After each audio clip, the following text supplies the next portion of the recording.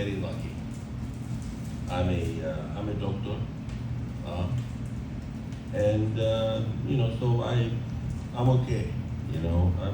I make a good living, and I just gonna do a doctor joke. So, uh, originally I'm from Lebanon, and I don't know if you guys know this, but getting into medical school is so difficult, whether it's here or overseas. And so there's this, Lebanese guy. He wanted to be a doctor, but he couldn't get into, the big colleges in Lebanon. So what did he do? He went to Timbuktu. They have a medical school there. The medical school is okay. He got a diploma. It's a diploma, and his family, they supported him, and then spent so many years studying, and he came back. Now he has to pay back his village and his family because they sent all this money for him to go and do medical school overseas. So he came back. He looked around. He wants to open a practice, and everybody else that is, they have their signs up on their offices. Dr. So and so, graduate of Harvard Medical School, Ohio State University, Royal College of London, Université Descartes de Français. The Lebanon is, French and English. How is he gonna compete? So he came up with the idea, and he says, he put an arm, a sign on his office, and he says, if you are cured, you pay 100. If you are not cured, we pay you 200. This first guy came in, is like, oh my God, this guy is so stupid. I'm gonna teach him a lesson. I'm gonna make some money. The line is, everybody is looking at this sign. Nobody is going elsewhere. Then, the first patient comes in. He's like, oh my God, you're the first patient. Welcome to, this is a privilege. How can we help you today? He says, the doctor's name is Dr. Atramiz. He says, Dr. Atramiz, I don't know. I can't taste. No, I can't taste nothing. He says, what? You cannot taste?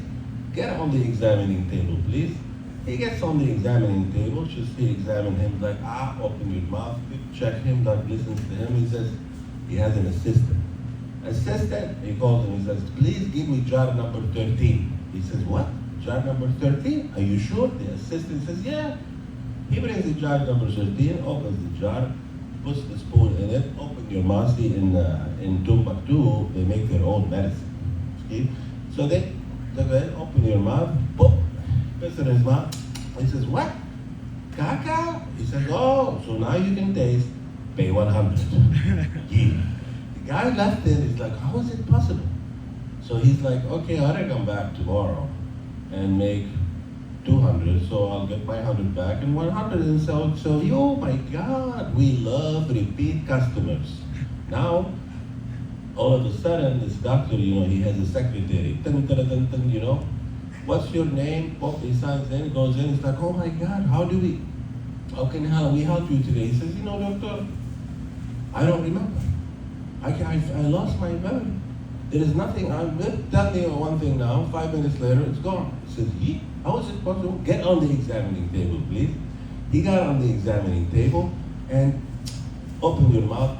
Turn around.